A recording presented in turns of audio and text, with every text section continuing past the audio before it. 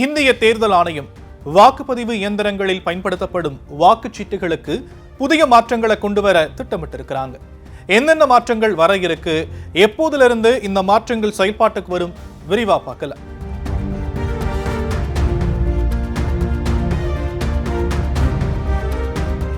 உலகின் பெரிய ஜனநாயக நாடான இந்தியாவில் நாடாளுமன்ற அண்ட் சட்டமன்ற தேர்தல்களை நடத்துற பொறுப்பு தேர்தல் ஆணையத்துக்கிட்ட ஒப்படைக்கப்பட்டிருக்கு. ஆனா இன்னைக்கு தேர்தல் ஆணையத்தின் செயல்பாடுகளை பற்றி முக்கிய எதிர்க்கட்சிகள் பல்வேறு சந்தேகங்களை எழுப்பி வராங்க. இந்த நிலையில தேர்தல் நடைமுறைகள்ல டெக்னாலஜிக்கு ஏத்த மாதிரி மேம்படுத்தப்பட்டு வருது. அந்த வகையில வாக்கு சீட்டுல இருந்து மின்னணு வாக்குப்பதிவு இயந்திரம், அதாவது இவிஎம் பயன்பாட்டுக்கு வந்தது மூலமா வாக்குப்பதிவு அண்ட் வாக்கு எண்ணும் நேரம் கணிசமா குறைஞ்சிருக்கு. இருந்தாலும் அரசியல் கட்சிகள் மின்னணு வாக்குப்பதிவு இயந்திர நடைமுறை மேல நிறைய குறைகளை சொல்றாங்க.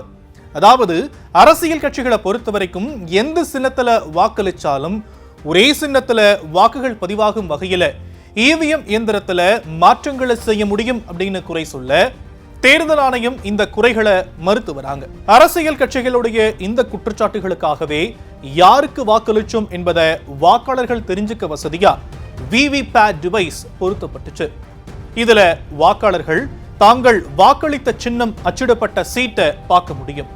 தேர்தல்களின் சமயத்துல தேவைக்கு ஏற்ப மாற்றங்களை கொண்டு வரும் இசி இப்போ இவிஎம் மேல ஒட்டப்படும் தாள்களில் மாற்றங்கள் செய்ய இருப்பதா சொல்லியிருக்கிறாங்க.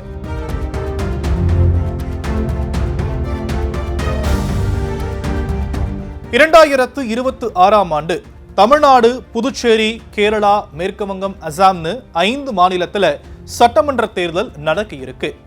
வேட்பாளர்களை ஈஸியா அடையாளம் காணும் வகையில இவிஎம்ல இனிமே வேட்பாளர்களுடைய வண்ண புகைப்படம் இடம்பெறும் அப்படின்னும் பீகார் சட்டமன்ற தேர்தலில் இருந்து இந்த மாற்றம் அமலுக்கு வரும்னு சொல்றாங்க தேர்தல் ஆணையம்.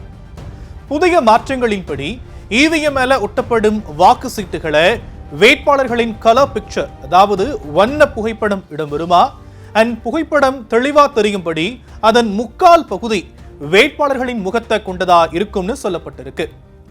வேட்பாளர்களுடைய பெயர்கள் அண்ட் நோட்டா அப்படின்னு எல்லாமே ஒரே ஃபாண்ட் டைப் அண்ட் சைஸ்ல அச்சிடப்படுமா, இதுல ஃபாண்ட் சைஸ் 30 அப்படிங்கிற அளவுல பார்க்க அண்ட் படிக்க போல்ட் லெட்டர்ஸ்ல இருக்கும்னு சொல்லப்பட்டிருக்கு.